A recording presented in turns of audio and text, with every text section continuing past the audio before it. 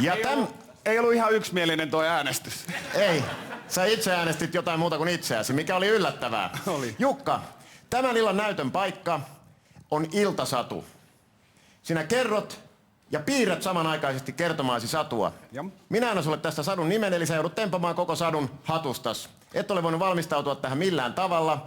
Äänimerkki keskeyttää jossain vaiheessa ja silloin pitää lopettaa piirtäminen ja sadun kertominen.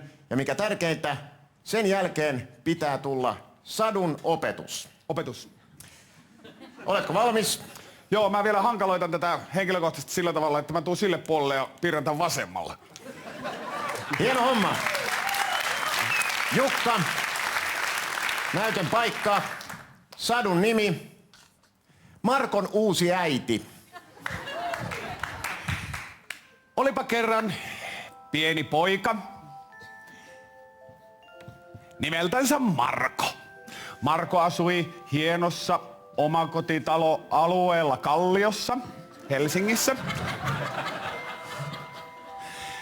Ja kävipä eräänä päivänä niin, että Markon tullessa koulusta kotiin, hänen äitinsä oli ovella vastassa. Äiti on täällä näin, oikein mekko päällä. Ja äiti ilmoitti Markolle, että Marko, tiedätkö mitä? Tänään sinulle, Marko, tuleekin uusi äiti.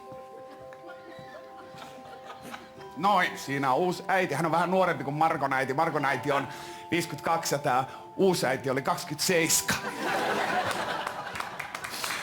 Näin. Hänen nimensä oli Hilkka. Hilkalla oli vaaleat hiukset. Ja niin nämä kaksi äitiä, unohdin nimet, vaikka Sanni ja Ella,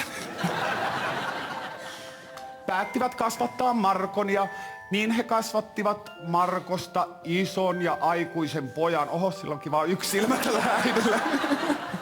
No pannaan toisaalta 2 nenää sitten siihen, niin se vähän kompensoi tätä. Ja Markosta kasvoikin oikein iso poika. Hän menestyi lukiossa oikein hyvin B-paperein. Ja pääsi ylioppilaaksi asti. Tämän tarinan opetus on se, että mikäli omistaa omakotitalon Kalliossa, voi sinustakin tulla ylioppilas. Hyvä yleisö, näytön paikassa Jukka Rasil.